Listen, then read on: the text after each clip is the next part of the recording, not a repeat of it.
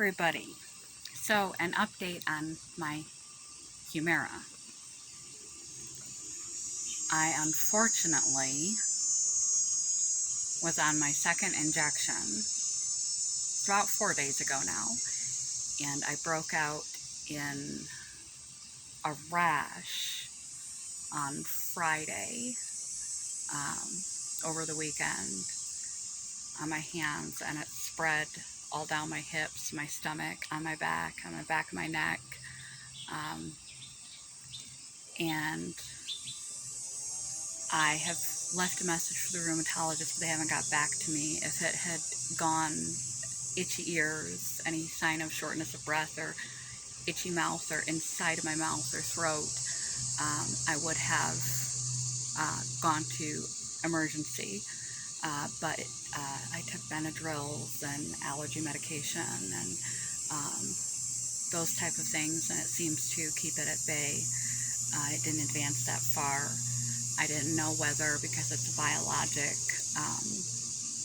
it was allowing something my immune system had already been keeping at bay to rear its ugly head, or whether it is due to a allergic reaction to the medication itself.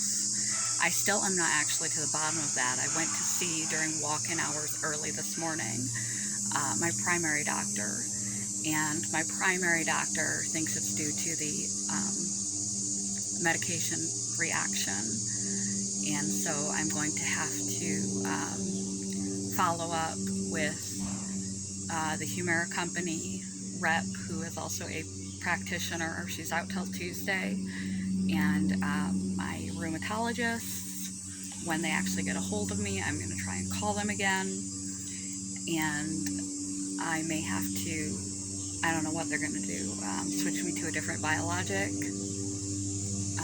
or what, and I don't know how my body's going to react to a new biologic either. I am rather disappointed because I was really 50-50. I had high hopes for Humira, making me far more functional well than I have been in a couple of years, and I told myself not to bank on the medication. I tried not to get my hopes up because I've had my hopes crushed so many times, and yet I must have allowed myself to get invested in the idea that it would help. I just have to be patient because it takes a full 3 months, and I was only at my second dose, so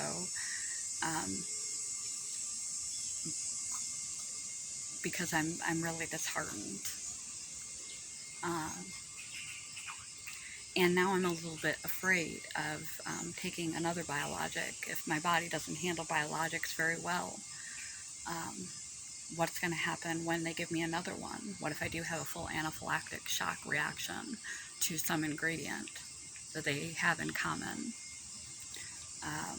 Or maybe they will continue to keep me on the Humira and see if this is unrelated. I wanted them to send me to a dermatologist to have them look at the rash to determine whether it was a medication rash or an identifiable rash of some other sickness that my immune system had been suppressing, and now that we're suppressing my immune system, it allowed the symptoms of the illness to come out, so that I don't have to necessarily stop the Humira only long enough to treat the illness and then continue the Humira. But if all things happen for a reason, maybe this particular medication would have led me down a road to worse side effects like heart failure or cancer, which are potential side effects of Humira and other biologics. And maybe this, getting this message on this medication, if indeed it's from the medication and I have to stop it early on, that my body isn't tolerating it, it's to my benefit. Maybe it's saving me from a much worse fate of a potentially lethal or further life-altering and health-damaging side effect down the road. So that is my unfortunate update for today about my treatment.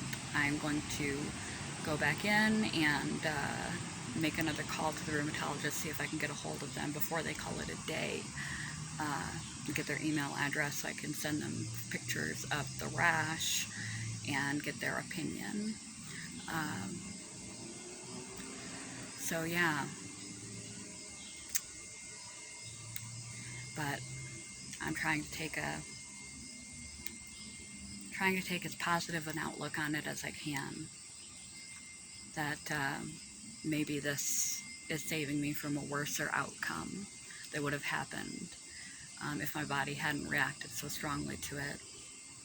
And maybe they will see the rash and distinctly recognize it as some other illness, treat me for that, and continue the Humira. And if I have that reaction again on the Humira, I may need an EpiPen, and then I will definitely have to stop the Humira. But I was really hoping for a treatment. I tried to keep my hope in check, but I guess I let it go a little bit because I'm disappointed. I will keep you posted.